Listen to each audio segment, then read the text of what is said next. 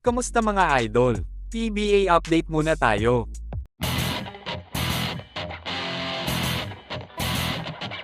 Coach Yang Yao ubos na nga ba ang pasensya sa kanyang koponan na rain or shine? Matapos pumirma ng 5 years contract extension si Coach Yang, inakala niya na magiging maganda na ang tatahakin na landas ng koponan sa pagsisimula ng bagong season ng PBA.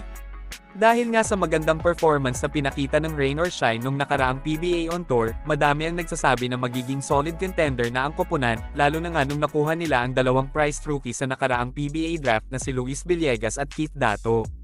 Pero sa simula ng Commissioner's Cup, malaking dagok ang kinaharap kagad nila dahil bukiya pa din sila sa team standing sa 4 games na nilaro nila. Ano nga ba ang dahilan bakit hindi magawang maipanalo ni Coach Yang ang kanyang koponan? Isa nga sa mga dahilan ay ang pagkaka-injured ng kanilang number 4 pick na si Keith Dato. Nakapaglaro pa si Dato sa kanyang PBA debut at nakapagtala pa ng kanyang career high na 16 points, 5 rebounds at 2 assists. Ayon nga kay Coach Yang Yao, tinamaan daw ng rayuma si Dato kaya hindi na siya nakapaglaro pa sa huling 3 laro ng rain or shine. Napakabata pa nga daw ng super rookie na ito sa edad na 27 para magkaroon kagad ng sakit na rayuma.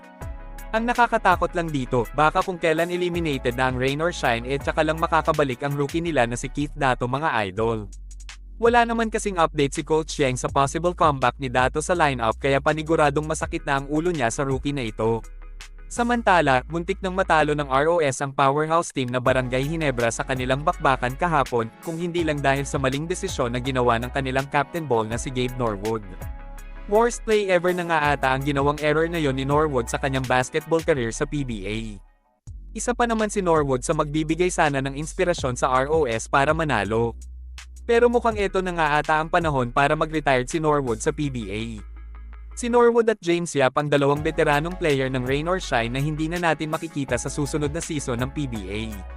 Dalawang konferensya na lang kasi ang binigay sa kanila ng ROS dahil madaming ng mga batang player ngayon ang koponan ng kailangan ng bigyan ng mahabang playing time mga idol.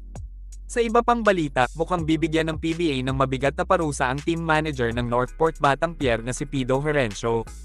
Pinagbantaan kasi ni Herencio ang import ng NLEX na si Thomas Robinson dahil sa pambubuli na ginawa ng import sa player ng Northport na si JM Calma. Sa first game pa lang kasi ng NLEX sa PBA Commissioner's Cup ay nakitaan na kagad si Robinson na pagiging pikon sa laro.